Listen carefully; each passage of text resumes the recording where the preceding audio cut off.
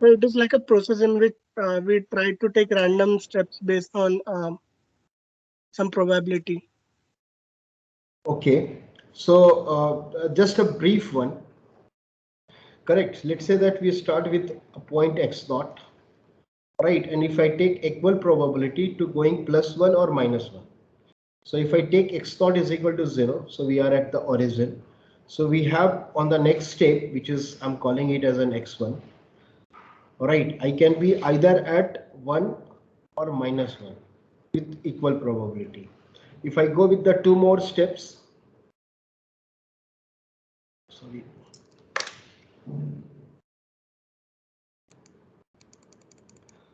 give me a moment, please.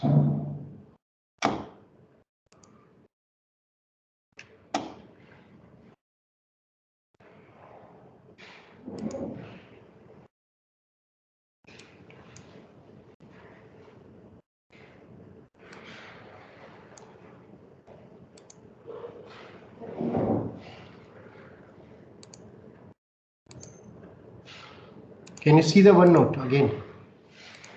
Yes, sir. So if I take another one step more, then in the second step I can be either at 2 or 0 or 0 or -2.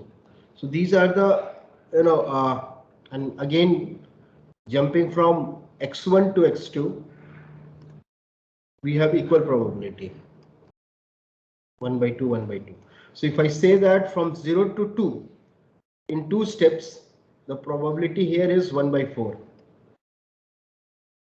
Correct. From x naught to from 0 to in the two step, if I want to move to 0 again, the probability is 1 by 2. And from x naught at present as 0 and going to 2 in two steps, the probability is 1 by 4. So that will be -2. Is it okay? Yes, sir. So that will be -2, sir. Oh, sorry, this should be -2. So the expected value of x1, you can easily find it out. This will be 0. Correct? And the variance of x1 will be 1. So we can say that standard deviation of x1 is nothing but √1 for a time being, which is basically equal to 1. Then if I try to find it out, what would have been the expected value of x2? This will again come back to the 0. What is the variance of x2? The variance would be 2, and the standard deviation of x2 would be √2. So this part is clear to you, correct? Yes, sir. Yeah. So I can generalize this one and can write like this as the expected value of xt will be 0. Variance of xt, t means the t steps, would be t, and the standard deviation of xt would be √t. Correct? This could be generalized. This we have already discussed. Now let's move back now and say that now we do not have equal probability. Correct? Rather than instead of 1, what we are trying to say that from x naught we can move to a point x naught plus d. So instead of 1, we have said that now we are looking for a step length d. Correct? And we have a other state where I can reach is x naught minus d, and we have a probability p and q. So similarly, we can construct x2, we can construct x3 and so on.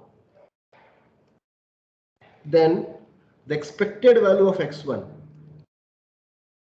what would be the expected value of x1 if x naught is equal to 0?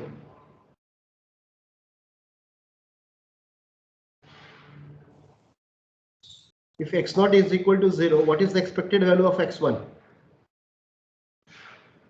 T minus Soumya, Q into D. P minus Q into D. Q into D. Very good. Right. If I try to calculate what would be the variance, please do that one. And the variance would be 4d square PQ. So the standard deviation of x1 would be 2d root under PQ.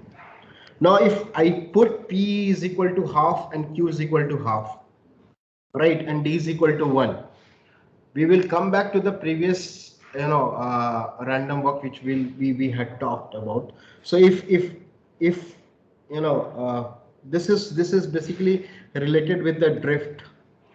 So if P is equal to Q, or the probability of moving up and down is same, we call it as a driftless random walk. Otherwise there would be some drift. It means that each step definitely either I will move little bit, expected value would be like we are moving little ahead or going back. Are you getting my point? Yes, sir. All of you please raise your hand if you are getting my points.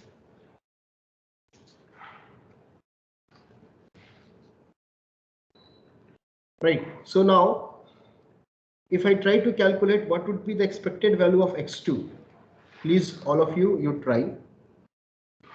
Then it would something like 2 times P minus Q into D. Similarly, if I try to calculate what would be the variance,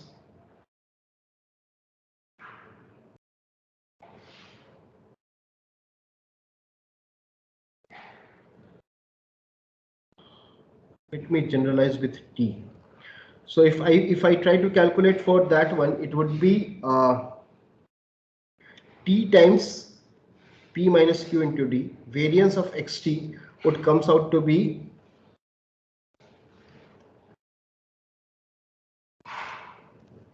and the standard deviation for xt would come out to be 2 sigma root under PQT. Correct? And what are the sigma and other value?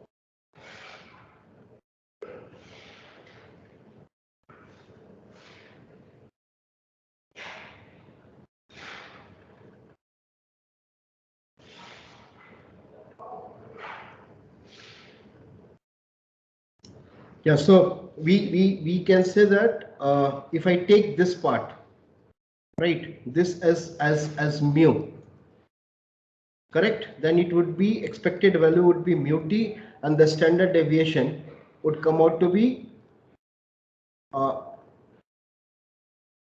I guess it would be 2d square, sorry, right? So if I say that 2d root under PQ is sigma, it would be sigma root t, standard deviation.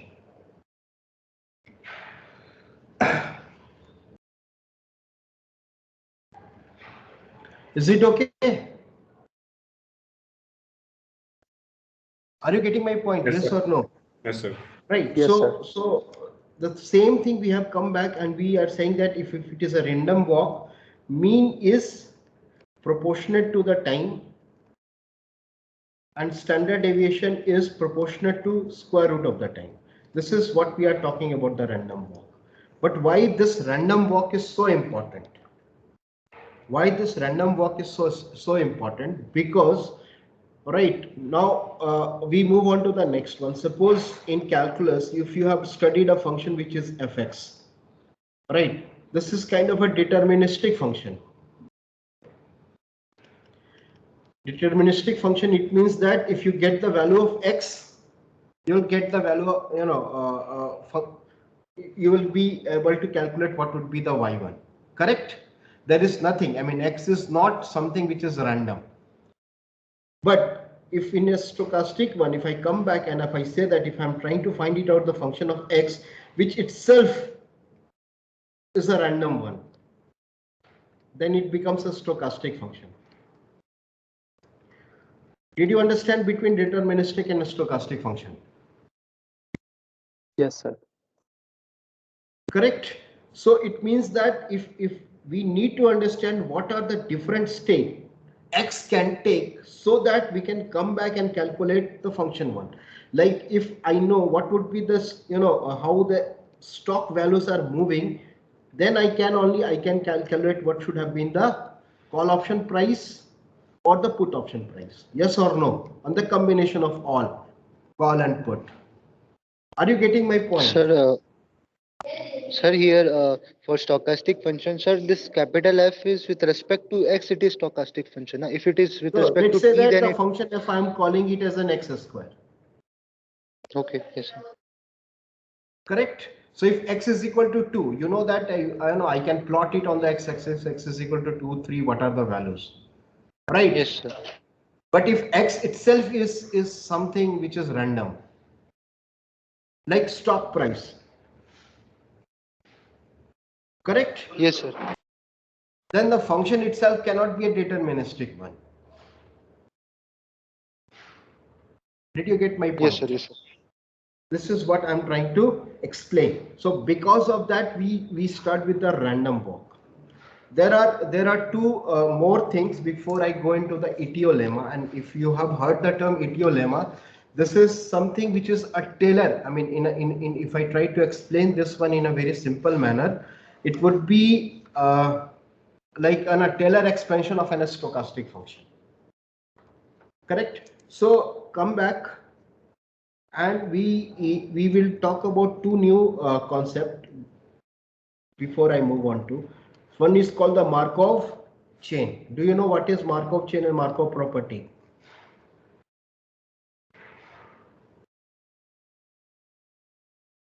Do you know what is Markovian property? Anybody? Soumyadeep, Arpan?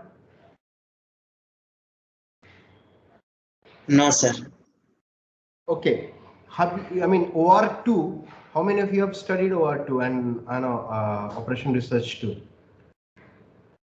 Ananya Sharma.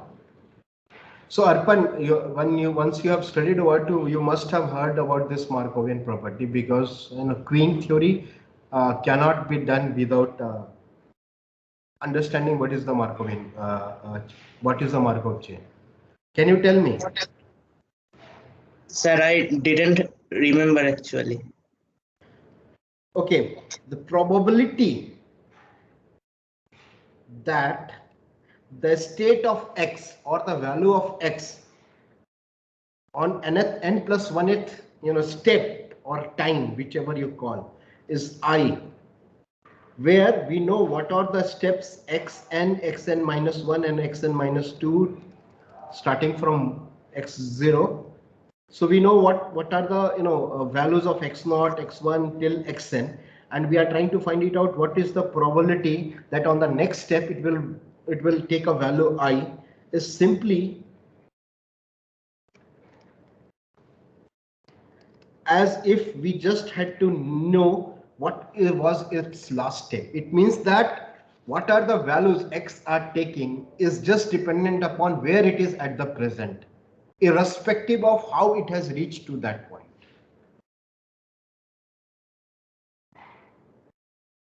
Did you get my point? Yes, sir. Yes, sir. So it is like that. we move on to st plus 1, correct? So we say that, okay, I don't know how it has reached to st, we say that ST1 can be USST and DST. We do not see, and indirectly we have already used that one. We do not try to see how it has reached to ST. Correct? We just see that, okay, it has reached to ST. In the next time period, it can be UST or DST. Are you getting my point? Yes, Sir, sir. is it like the memoryless property of the exponential distribution? Yes. Memoryless properties also is a Markovian. We call it as a Markovian property or the memoryless property. It means that program does not have to remember all the sequence it has followed. Rather, you have to know at present where you are. Does not matter how you have reached there, but if you know where you are, you can actually say that what are the possible states next time it can reach to. Okay, sir, understood, sir. All of you got this? So we have Yes, already sir. used this one. Now the next thing, please pay little attention. This is called martingale, and we have already used this one. I'll try to prove this. This all will be used in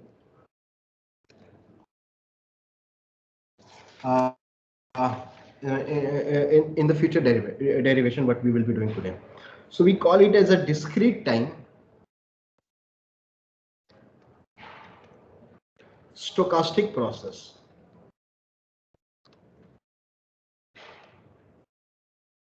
Where I'm calling it is taking from x0, it is moving to x1 till whatever xn value, right, is martingale.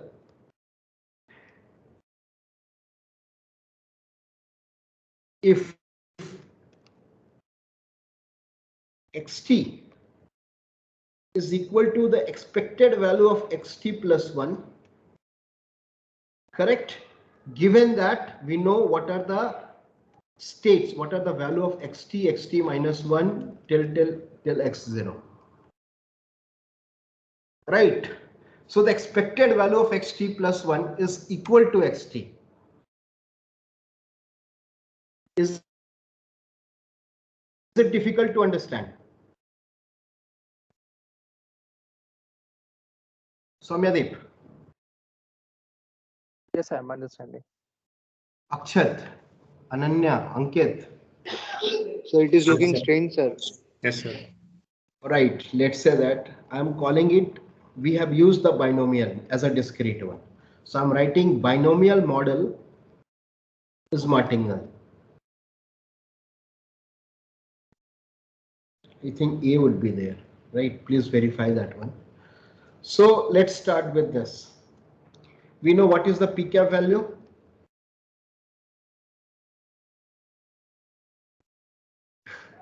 Do you remember R minus D and U minus D?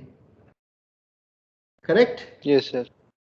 And Q cap, which I'm writing as a 1 minus P cap, is nothing but U minus R by U minus D.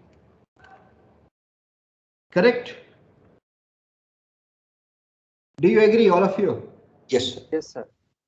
Right. Yes, Based upon these two, I'm deriving one thing. And I'm saying that P cap times U plus Q cap times D divided by R is equal to 1. Can I write this?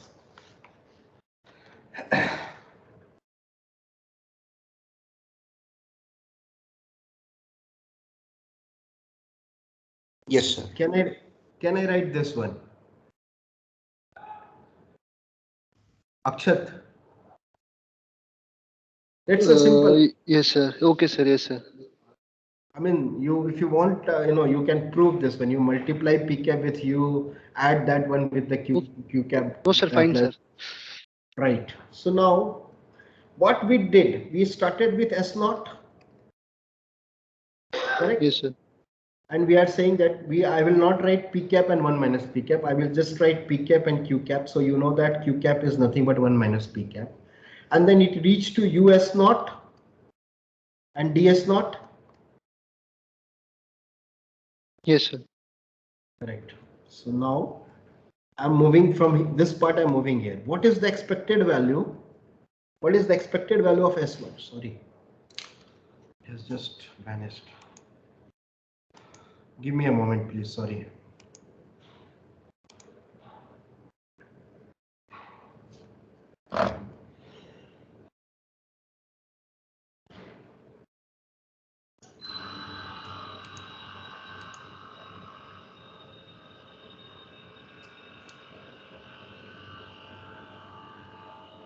So what is, can you see the one note again? Yes, sir. So what is the expected value of S1?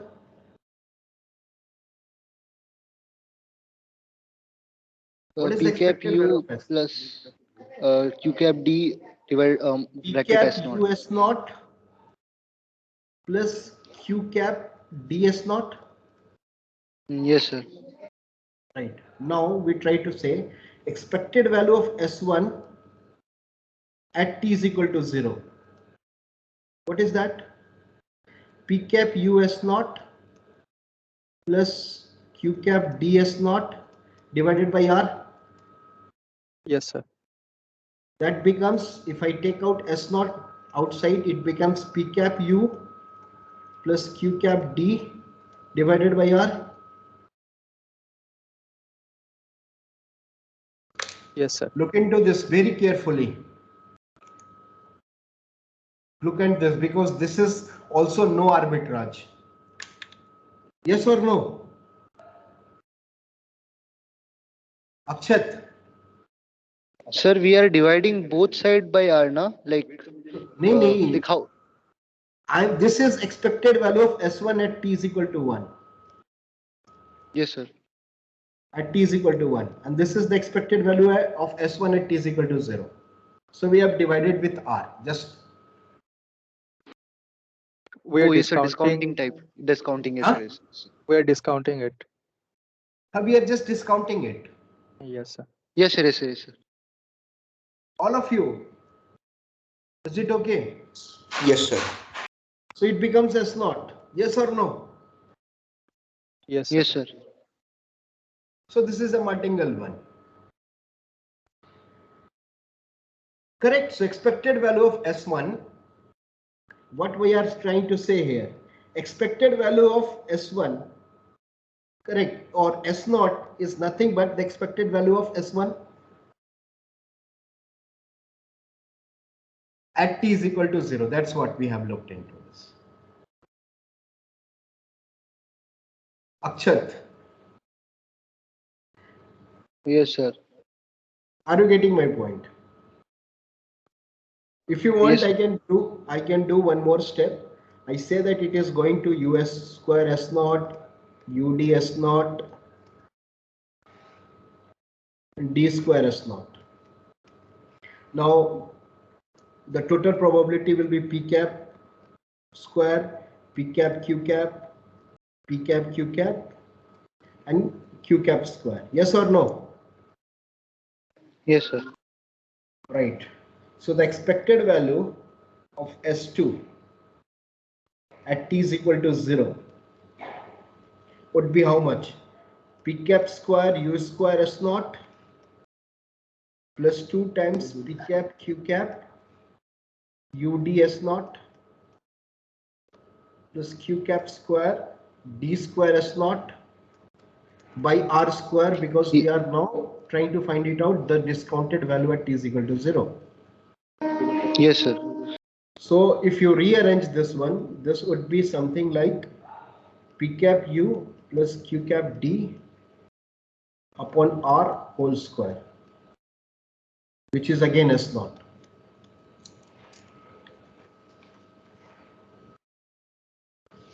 Yes, sir.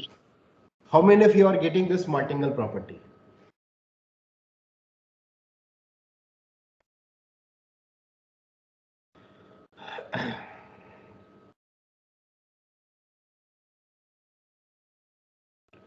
Great. So sir, from there are this, what we can understand, sir, like what from we this can, observation. no, if I try to say that, using the martingale property, what will be the expected value of S1 at t is equal to 1 would be R times S naught. Can I say like this? Yes, sir. The expected value of S2 at t is equal to 2 would be R square times S naught.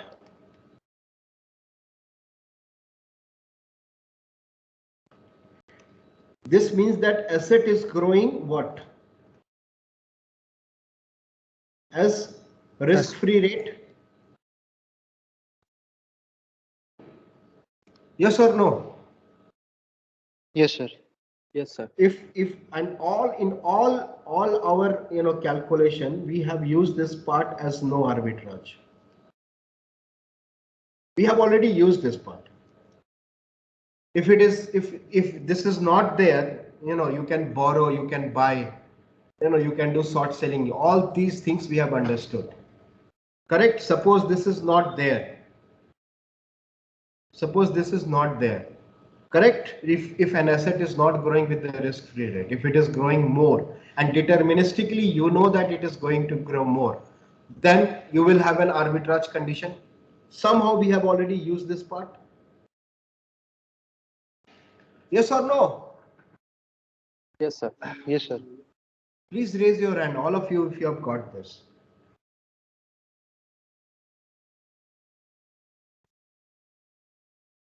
All right. So what we know about, we know that par bond, premium bond, and discounted bond. Similar thing is that, correct? If expected value, there are two more definitions and very simple.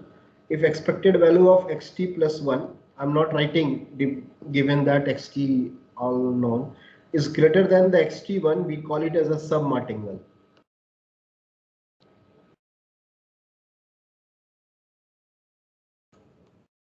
And if it is greater than, then it is called the supermartingale. The same as the par, premium, and discounted. So this martingale property, how we use that one? Correct? One more thing, let me. Yes, sir. Suppose we have an asset, simply calling it as a pi, whose current value is A. Correct? Then the change in my a portfolio value with respect to a dt time would be a e to the power r dt minus a. This is how the risk-free it will grow, and this is what was the original one. So the change in my portfolio value would be this much. Do you agree? Please raise your hand if you have got this. Sir, can you repeat it again? Okay.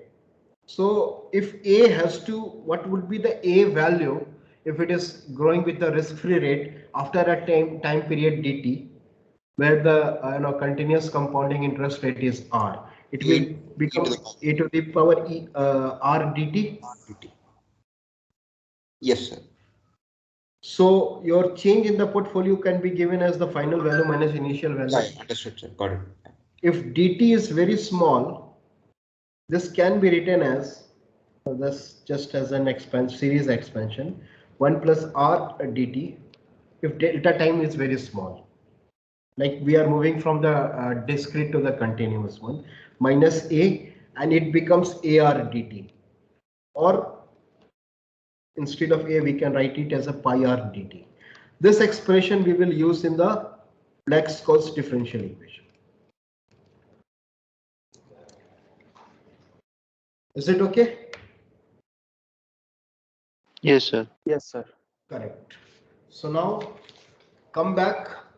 We start with the discrete time model. So we first try to say what is ETO lemma. This is already name is there, but you try to understand this is again trying to find it out Taylor expansion for a stochastic function. Correct? If I have to say it in terms of a lemon point of view. So we have, let's say that x naught. Correct? And it has a probability p and q, where p plus q is equal to 1. Correct? Where the next step x1 could be either x naught plus d or x0 minus d. So the step length we are taking it as a d1. Correct.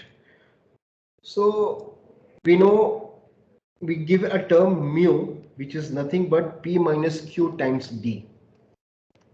The actual drift, the difference between expected value, the difference between the expected value of the next stage minus the current stage. So expected value of x1 minus x0 can be given by this expression. Yes or no?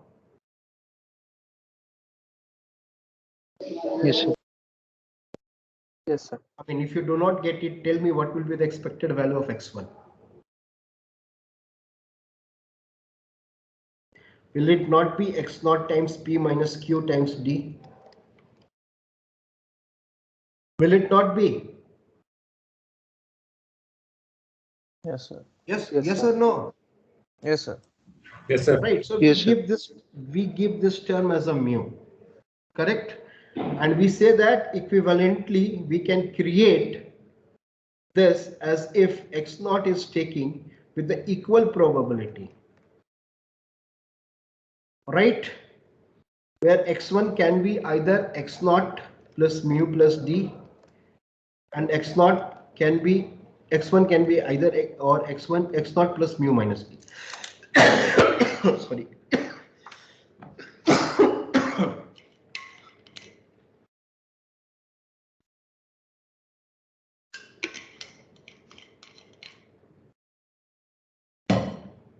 Sir, this we are writing by the help of Martingale property, na? No. This we are writing in terms of the expected value and the variance of these two are same.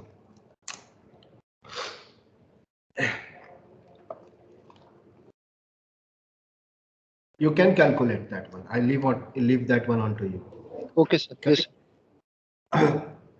So because we are looking for one time period, if I have to look for a small time period delta t, correct? I would say that it has an equal probability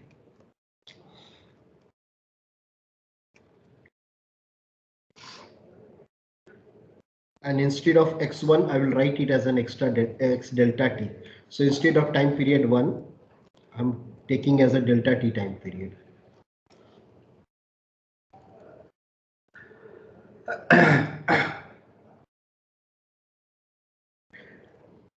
And from the random walk properties, you know that it will be x0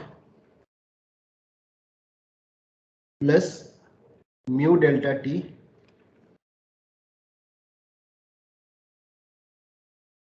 minus d times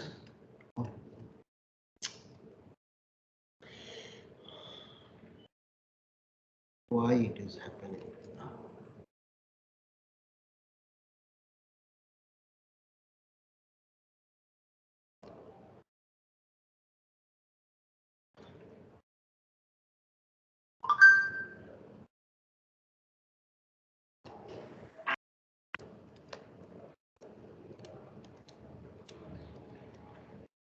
Sir, maybe restarting will help.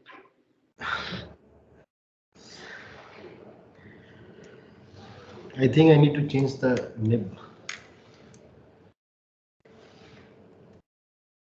Let me see. Okay. Because if I write plus and later on it becomes minus, then you will have a confusion. Is it okay? For the time period delta t, it will take these values. Yes, sir. Yes, sir.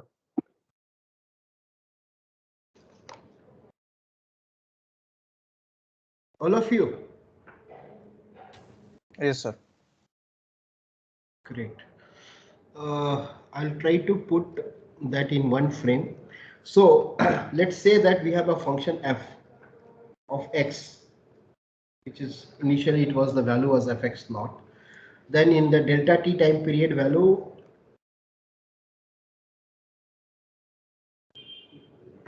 basically it will be 0 plus delta t. So I'm just writing x x of delta t. It will take two different values, possible values, with the equal probability half and half. Let me restart it. Sorry.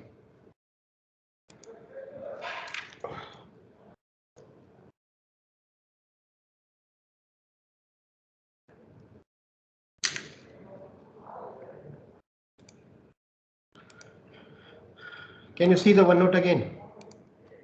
Yes, sir. Yes, sir. So now tell me the Taylor expansion of this. This should come from you. You have seen this x naught value, what is it is taking. So can you tell me what would have been the fx of delta t? Anybody? Will it be x naught plus, see this part, mu delta t, because this is the change. So 1 times it will be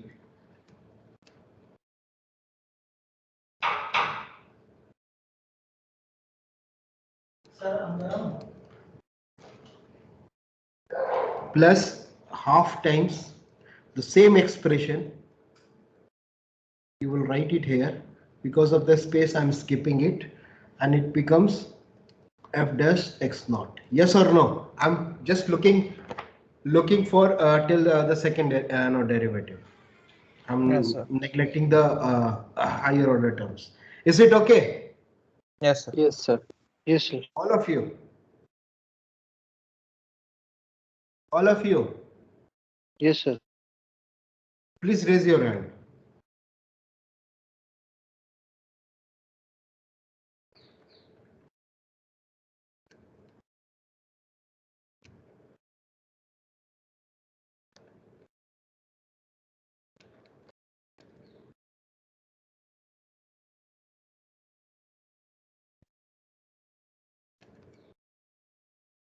So, I mean, you know that where it, in the bracket, whatever I have left out, what will go? Because of the space, if I'll start writing, it will go, I mean, it will cross the screen. So you got that part, right? That Yes, how the yes, sir. function using the Yes, Taylor sir. expansion, how it will look like with equal probability. So these are the two functions value which are possible. Correct? So we are saying that x1 can be either x naught plus mu plus minus d. This means that we are telling delta x change in this will be x1 minus x naught, which is I'm calling it as a mu plus eta d, where the eta can be plus or minus with equal probability.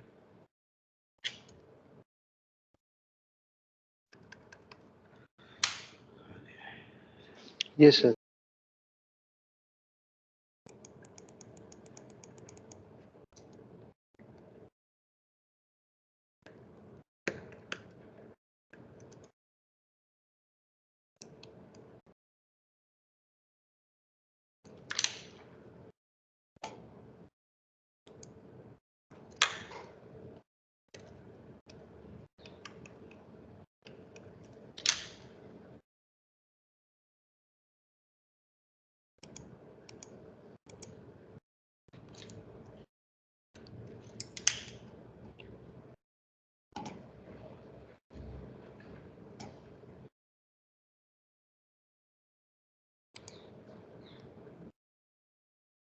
I think it is more like how many of you have updated to Windows 11?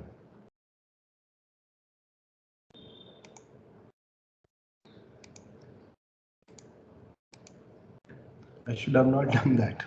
It's creating more problem.